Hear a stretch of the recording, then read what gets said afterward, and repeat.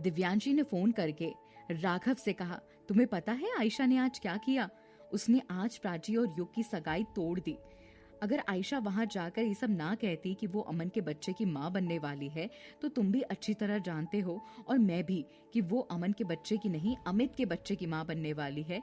ये बच्चा अमन का नहीं है तो सब कुछ सही रहता, लेकिन दुनिया को हम कैसे बताएंगे? राघव ने कहा, हमारे पास वीडियो क्लिप तो है ना? हाँ, मेरे पास वीडियो क्लिप तो है, पर मुझे याद नहीं है कि मैंने उसे कहाँ रख दिया है। कम ऑन, तुम इतनी बड़ी गलती कैसे कर सकते हो? हाँ, वीडियो क्लिप खो गई तो समझ लो हमारे हाथों से सब चला जाएगा। नहीं नहीं नहीं, तुम टेंशन मत लो, मैं अभी जाकर वो वीडियो क्लिप ढूंढ लूंगा। ये कहकर राघव ने फोन काट दिया और अपने कमरे में जाकर वो वीडियो क्लिप ढूंढने लगा, लेकिन उसे वो क्लिप कहीं नहीं मिल रही थी। उसे अच्छी तरह याद था कि उसने अपनी क्लिप लॉकर में ही कहीं रखी थी, तो फिर कहाँ गई? वो बार बार हर जगह क्लिप ढूंढ रहा था, लेकिन उसे क्लिप नहीं मिल रही थी। इतने में आयशा अपने हाथों में वो वीडियो क्लिप लेकर राघव के कमरे में आई और उससे देखकर बोली, यही ढूंढ रहे थे ना तुम? आयशा के हाथों में ये वीडियो क्लिप देखकर राघव चौंक गया।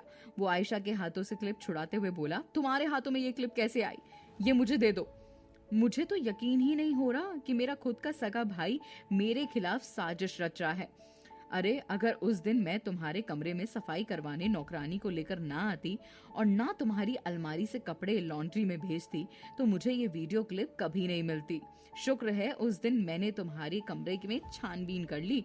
शक तो मुझे तुम पर पहले से ही हो गया था, जब तुम मुझसे यूं ऐंठ कर बात कर रहे थे और जब मैंने तुम्हें कई बार फोन पर किसी से बात करते हुए सुना। पर मुझे यकीन तब हुआ जब तुम्हारे से ये क्लिप मिली। देखो, मैं तुमसे प्यार से कह रहा हूँ, ये मुझे दे दो।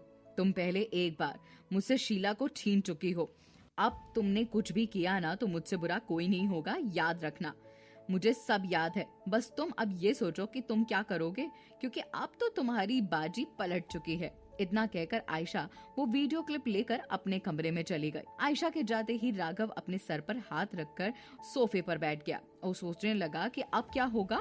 अब वो कैसे किसी को ये बात बताएगा कि वे वीडियो क्लिप आयशा के हाथों लग गई। वो भी ये बात बहुत अच्छी तरह जानता था कि अगर ये क्लिप आयशा को मिल गई है और उसने इस क्लिप को मिटा डाला तो सब कुछ बर्बाद हो जाएगा। ये सच कभी सामने ही नहीं आ पाएगा कि आयशा अमन के नहीं, अमित के बच्चे की मां बनने वाली है। राघव भले ही आयशा का भाई था, लेकिन वो आयशा की हरकतों की वजह से बहुत परेशान था। उसने कई बार आयशा को समझाया, लेकिन आयशा समझी ही नहीं। इसीलिए उसने आयशा को लाइन पर लाने के लिए ये सब किया था, लेकिन आयशा कभी नहीं सुधरी थी।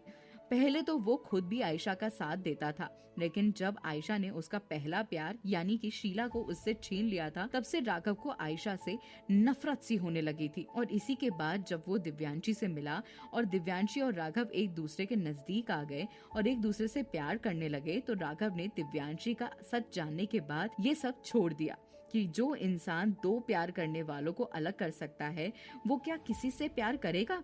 इसी बात पर दिव्यांशी को जब अपनी गलती का एहसास हुआ, तब उसने प्राची और अमन को एक करने की ठानी और इन सब के लिए उसने पूजा का सहारा लिया।